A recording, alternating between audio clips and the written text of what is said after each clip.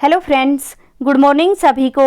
और एक बार फिर से आपका स्वागत है आपके अपने दैनिक स्टडी पॉइंट यूट्यूब चैनल में। और देखिए आज एक बार फिर एक वीडियो लेकर आए हैं। और इस वीडियो में ना देखिए जो टर्नर वाले हैं इनका पेपर हुआ है मॉर्निंग की शिफ्ट में, तो वह पेपर रहेगा। तो देखिए फ्रेंड्स, अगर आप हरियाणा में किसी भी एग्जाम की तैयारी करते हैं तो आप इस वीडियो को अवश्य देखना, क्योंकि इसमें ना ऐसे क्वेश्चन हैं जो आने वाले सभी एग्जाम के लिए उपयोगी है। तो चलिए देखते हैं कैसा पेपर आया था। तो देखिए ये रहा पेपर जो कि टर्नर वालों का हुआ है। तो इसमें पहला क्वेश्चन है, दूसरा गोलमेज सम्मेलन लंदन में कब आयोजित किया गया था। तो देखिए जो दूसरा गोलमेज सम्मेलन है ये लंदन में आयोजित हुआ 1931 में। इसमें ऑप्शन बी सही है। और देखिए अगर तारीख भी देखा जाए ना कि कब हुआ, तो ये हुआ है 7 सितंबर 1931 को। तो ये भी आपको ध्यान रखना है। और देखिए इतना 3 गोलमेज सम्मेलन हुए हैं। तो पहला हुआ 22 नवंबर 1930 को। तो ये भी आपको ध्यान रखना है और ये भी लंदन में ही आयोजित होता है। और देखिए तीसरा देखा जाए कब हुआ, तो ये हुआ है 17 नवंबर 1932 को। तो ये भी आपको ध्यान रखना है, ठीक है। और देखिए जो डॉक्टर BR अम्बेडकर ऐसे व्यक्ति हैं, इन्होंने ना तीनों ही गोलमेज सम्मेलन में भाग लिया है। तो ये भी आपको ध्यान रखना है। अगला क्वेश्चन है, हरियाणा के किस त्योहार में विभिन्न आकृतियों की मिट्टी की बनी भंगुर आकृतियों को अविवाहित लड़कियों द्वारा मातृ देवी के रूप में पूजा जाता है। तो देखिए जो मिट्टी की बनी भंगुर आकृतियां हैं और जिसको अविवाहित लड़कियों के द्वारा मातृ देवी के रूप में पूजा जाता है, तो वह आएगा सांझी। इसमें ऑप्शन सी सही है। अगला क्वेश्चन है, इन घटनाओं को काल क्रमानुक क्रम में व्यवस्थित करें। तो देखिए काल क्रमानुसार व्यवस्थित करना है। तो इसमें सबसे पहले देखते हैं क्या हुआ। तो देखिए चंपारण आंदोलन होता है 1917 में, जो कि बिहार में होता है। और उसके बाद खेड़ा आंदोलन हुआ 1918 में। 1918 में खेड़ा आंदोलन होता है। और फिर देखिए रोलेट एक्ट ये तो 1919 में होता है। तो देखते हैं सबसे पहले 2 आएगा फिर 3 आएगा। तो देखिए 2, 3 और 1 फिर 4। तो इसमें ऑप्शन ए सही है। और देखिए बारदौली में किसानों का आंदोलन कब हुआ, इसका आंसर आपको कमेंट सेक्शन में कमेंट करके बताना है। अगला क्वेश्चन है, वीरेंद्र सहवाग ने अपना पहला दोहरा शतक एक दिवसीय क्रिकेट में डैश के विरुद्ध बनाया। तो देखिए वीरेंद्र सहवाग के द्वारा जो अपना पहला दोहरा शतक है ये बनाया गया वेस्ट इंडीज के विरुद्ध। इसमें ऑप्शन डी सही है। और देखिए ये मैच हुआ कब, तो ये मैच हुआ है 8 दिसंबर 2011 को। तो ये भी आपको ध्यान रखना है। 8 दिसंबर 2011 में ये मैच हुआ वेस्ट इंडीज के विरुद्ध। तो इसमें वीरेंद्र सहवाग ने दोहरा शतक बनाया। अगला क्वेश्चन है, 1739 में इस युद्ध के कारण मुगल साम्राज्य ने अपना गौरव खो दी। तो देखिए 1739 में कौन सा युद्ध हुआ, तो वह हुआ था करनाल का युद्ध। इसमें ऑप्शन बी सही है। और देखिए ये किस किस के बीच हुआ, तो ये नादिर शाह है और मोहम्मद शाह है, इनके बीच ये युद्ध हुआ है। तो ये भी आपको ध्यान रखना है। और इसी युद्ध में ना ये जो नादिर शाह है ये कोहिनूर हीरा और मयूर सिंहासन को लेकर चले गए थे। तो ये भी आपको ध्यान रखना है। अगला क्वेश्चन है, हरियाणा नागरिक अध्ययन संस्थान की स्थापना 1999 में 3 पूर्व अध्ययन क्लबों को मिलाकर की गई। निम्नलिखित में से कौन सा इनमें से एक नहीं है। तो देखिए नहीं है वाला क्वेश्चन है, तो कौन सा एक ऐसा है जो कि नहीं है, तो वह रहेगा रेवाड़ी अध्ययन क्लब। इसमें ऑप्शन बी सही है, ठीक है। और देखिए आपको ध्यान रखना है करनाल अध्ययन क्लब, पिंजौर अध्ययन क्लब और हिसार अध्ययन क्लब, ये 3 क्लब हैं, लेकिन रेवाड़ी अध्ययन क्लब नहीं है। तो इसमें ऑप्शन बी सही रहेगा। अगला क्वेश्चन है, डैश हरियाणा का गुरुद्वारा गुरु गोविंद सिंह की याद में बनाया गया था। तो देखिए ऐसा कौन सा गुरुद्वारा है जो गुरु गोविंद सिंह की याद में बनाया गया, तो वह गुरुद्वारा आएगा गुरुद्वारा राजघाट। इसमें ऑप्शन बी सही है। और देखिए ये जो टोपियां वाला गुरुद्वारा है ये है कुरुक्षेत्र में। तो ये भी आपको ध्यान रखना है। अगला क्वेश्चन है, हरियाणा में किस जिले में कल्पना चावला मेडिकल कॉलेज की स्थापना की गई। तो देखिए जो कल्पना चावला मेडिकल कॉलेज है ये है करनाल में। इसमें ऑप्शन सी सही है। अगला क्वेश्चन है, हरियाणा के राज्य विधानमंडल में डैश के पूर्व अनुमोदन से धन विधेयक प्रस्तुत किया जाता है। तो देखिए पूर्व अनुमोदन से धन विधेयक प्रस्तुत किया जाता है, किसके पूर्व अनुमोदन से किया जाता है, तो ये किया जाएगा राज्यपाल के द्वारा। इसमें ऑप्शन बी सही है। और देखिए धन विधेयक कौन से आर्टिकल में है, तो ये है 110 में, तो ये भी आपको ध्यान रखना है। अगला क्वेश्चन है, किन नदियों के पानी में सूसू नाम से जाने जाने वाला डॉल्फिन पाया जाता है? तो देखिए सूसू नाम से पाया जाने वाला डॉल्फिन ये पाया जाता है गंगा और ब्रह्मपुत्र में। इसमें ऑप्शन बी सही है। अगला क्वेश्चन है, मौलिक अधिकारों को लागू करने के लिए निम्नलिखित में से कौन आदेश जारी कर सकता है और सरकार को निर्देश दे सकता है? तो देखिए इसमें जो सही आंसर रहेगा वह है उच्च न्यायालय और सर्वोच्च न्यायालय। इसमें ऑप्शन बी सही है। अगला क्वेश्चन है,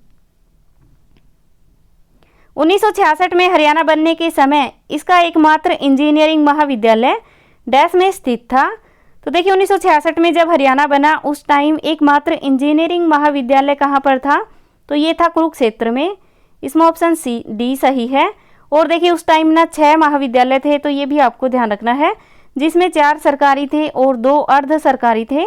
और ये जो कुरुक्षेत्र इंजीनियरिंग महाविद्यालय था उस टाइम इसमें जो विद्यार्थी थे ये थे 1341 इसमें विद्यार्थी थे, तो ये भी आपको ध्यान रखना है। अगला क्वेश्चन है,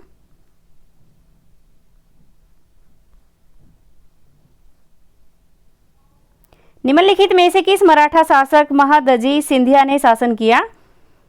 तो देखिए महादजी सिंधिया है, इन्होंने कहाँ पर शासन किया है? तो ये किया है ग्वालियर में। इसमें ऑप्शन सी सही है। अगला क्वेश्चन है, डैश मस्जिद बाबर द्वारा इब्राहिम लोदी पर विजय के उपलक्ष्य में बनवाई गई? कि खुबली शाह, लाटकी मस्जिद, अंजुमन जमा, लाल मस्जिद। तो देखिए जो बाबर है इनके द्वारा इब्राहिम लोदी की विजय के उपलक्ष्य में बनवाई गई, तो वह आएगा काबुली शाह। देखिए काबुली बाग या फिर काबुली शाह, ये आएगा ऑप्शन ए। और लाट की मस्जिद देखा जाए कहाँ पर है, तो एक रोहतक में है और एक रेवाड़ी में है, तो ये भी आपको ध्यान रखना है। अगला क्वेश्चन है, फाग नृत्य डैश के माह में किया जाता है? तो देखिए जो फाग नृत्य है ये किया जाता है फागुन में। इसमें ऑप्शन ए सही है। अगला क्वेश्चन है, भारत में खेलों के लिए एक अलग महाविद्यालय बनाने वाला उच्चतर शिक्षा का पहला संस्थान था। तो देखिए इसमें पहला जो संस्थान है वह राई में है और राई सोनीपत में है, तो ये भी आपको ध्यान रखना है, लेकिन ये ऑप्शन में नहीं है। तो देखिए इसमें ऑप्शन डी सही हो सकता है, उपरोक्त में से कोई नहीं। और अगर किसी को इसका सही आंसर पता है तो आप कमेंट बॉक्स में कमेंट करके भी बता सकते हैं। अगला क्वेश्चन है, भारत में गुप्त शासन की शुरुआत कब हुई? तो देखिए भारत में गुप्त शासन की जो शुरुआत हुई है ये हुई है 1320 में। इसमें ऑप्शन बी सही है।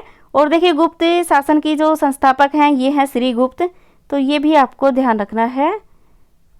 अगला क्वेश्चन है, पुलित्जर पुरस्कार डैश के द्वारा दिया जाता है? तो देखिए ये पुरस्कार दिया जाता है कोलंबिया विश्वविद्यालय न्यूयॉर्क के द्वारा। इसमें ऑप्शन ए सही है। अगला क्वेश्चन है,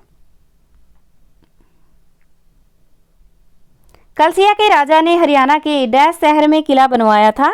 तो देखिए कलसिया के जो राजा है इन्होंने हरियाणा के कैथल में जिला बनवाया है। इसमें ऑप्शन ए सही है। नहीं सॉरी, देखिए इन्होंने छछरौली में बनवाया है। इसमें ऑप्शन डी सही है, ए नहीं रहेगा। और छछरौली देखा जाए कहाँ पर है, तो ये है यमुनानगर में। और इसको हरियाणा का चेरापूंजी भी कहा जाता है, तो ये भी आपको ध्यान रखना है। अगला क्वेश्चन है, मारकंडा नदी सरस्वती नदी से इस स्थान पर मिलती है? तो देखिए मारकंडा नदी सरस्वती नदी में जहाँ पर जाकर मिलती है उस स्थान को क्या कहते हैं? तो उस स्थान को कहते हैं सनीसा झील। इसमें ऑप्शन डी सही है। और देखिए मारकंडा नदी देखा जाए निकलती कहाँ से है, तो ये शिवालिक की पहाड़ियों से निकलती है, तो ये भी आपको ध्यान रखना है। अगला क्वेश्चन है,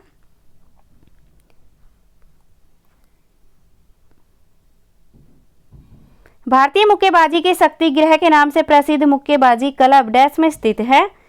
तो देखिए भारतीय जो मुक्केबाजी का क्लब है ये है भिवानी में। इसमें ऑप्शन सी सही है। अगला क्वेश्चन है, राणा निमंत्रण कवि डैश की प्रसिद्ध रचना है? तो देखिए जो राणा निमंत्रण ये जो पुस्तक है ये है खुशीराम शर्मा की। इसमें ऑप्शन बी सही है। और देखिए ये क्वेश्चन है कई बार रिपीट हुआ है, तो इसीलिए मैं कहती हूँ कि आप प्रीवियस पेपर वाली वीडियो को अवश्य देखें, क्योंकि काफ़ी सारे क्वेश्चन हैं जो कि तो एग्जाम में दोबारा से पूछ लिए जाते हैं। तो देखिए अगर देखे हुए क्वेश्चन आ जाते हैं ना तो उसे करने में बहुत आसानी होती है। तो इसीलिए आप इन वीडियो को अवश्य देखना। अगला क्वेश्चन है, निम्नलिखित में से हरियाणा के किस मुख्यमंत्री का कार्यकाल सबसे लंबा कार्यकाल रहा? तो देखिए ये क्वेश्चन भी कई बार पूछा गया है। तो सबसे लंबा कार्यकाल रहा है, ये रहा है मुख्यमंत्री का रहा है बंसीलाल का। इसमें ऑप्शन डी सही है। अगला क्वेश्चन है,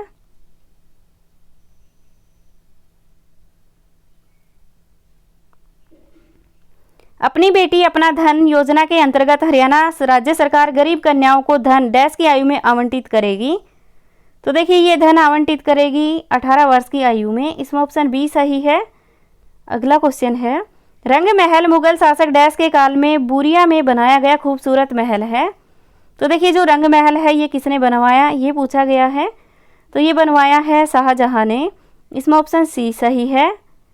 अगला और देखिए ये है कहाँ पर, तो ये है यमुनानगर में। तो ये भी आपको ध्यान रखना है। अगला क्वेश्चन है, भारत में द्वितीय पंचवार्षिक योजना का प्रारूपण किसके द्वारा किया गया? तो देखिए ये किया गया है पीसी मालनोबिस के द्वारा। इसमें ऑप्शन ए सही है।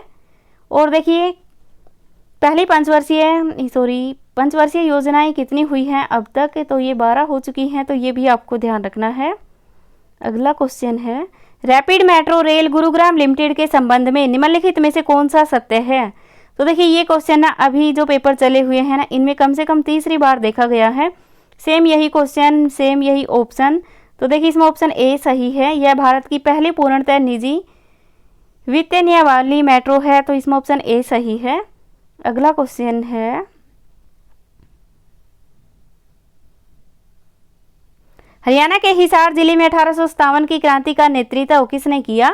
तो देखिए 1857 की जो क्रांति है इसका नेतृत्व ये किया गया है मोहम्मद आजम के द्वारा। इसमें ऑप्शन बी सही है। अगला क्वेश्चन है, जूही चावला को मिस इंडिया का किरीट कब मिला था? तो देखिए जो जूही चावला है इसको मिस इंडिया का जो किरीट मिला है ये मिला है 1984 में। इसमें ऑप्शन बी सही है। और देखिए इसका संबंध देखा जाए कहाँ से है, तो ये है अंबाला से। तो ये भी आपको ध्यान रखना है।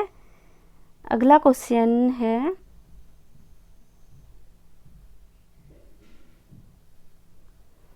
तो देखिए यहाँ से इंग्लिश के क्वेश्चन शुरू होते हैं। तो इसमें ये आप देख सकते हैं, मैं धीरे धीरे करके दिखा देती हूँ।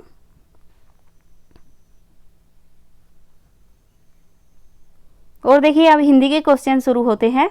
तो जहाँ उपमेय में उपमान एक रूप हो जाते हैं, अर्थात जहाँ एक वस्तु को दूसरी वस्तु का रूप दे दिया जाता है, उनमें कोई भेद नहीं रहता, वहाँ अलंकार कौन सा होता है? तो देखिए वहाँ जो अलंकार रहेगा वह रहेगा रूपक अलंकार। इसमें ऑप्शन ए सही है। अगला क्वेश्चन है, टिकट भाषा कौन सी भाषा का शब्द है? तो देखिए जो टिकट है ये है अंग्रेजी भाषा का। इसमें ऑप्शन बी सही है। अगला क्वेश्चन है, जो शब्द संज्ञा या स्वरनाम शब्द के गुण दोष आदि का बोध कराएं उसे कौन सा विशेषण कहते हैं? तो देखिए जो गुण दोष शब्द आदि का ये जो बोध कराते हैं इन्हें गुणवाचक कहते हैं। इसमें ऑप्शन बी सही है। और देखिए जो संख्या का बोध कराए उन्हें संख्यावाचक कहते हैं, जो परिमाण का बोध कराते हैं उन्हें परिमाणवाचक कहते हैं। अगला क्वेश्चन है, हिंदी एवं संस्कृत भाषा की लिपि क्या है? तो देखिए हिंदी एवं संस्कृत की भाषा की जो लिपि है वह है देवनागरी लिपि। और हिंदी दिवस कब मनाया जाता है? तो ये 14 सितंबर को मनाया जाता है। तो ये भी आपको ध्यान रखना है। तो देखिए फ्रेंड्स ये थी आज की हमारी वीडियो। इस वीडियो में ना यदि मैंने कोई क्वेश्चन गलत बता दिए हैं तो आप उनके सही आंसर कमेंट बॉक्स में कमेंट करके बता सकते हैं। तो देखिए ये वीडियो आपको अच्छी लगी हो तो इसे लाइक करना, शेयर करना, और अगर आप पहली बार हमारे चैनल पर आए हैं तो चैनल को सब्सक्राइब कर लेना और बेल आइकॉन के बटन को दबा लेना, ताकि हम कोई भी वीडियो डालें तो उसका नोटिफिकेशन आप तक आता रहे। Thank you.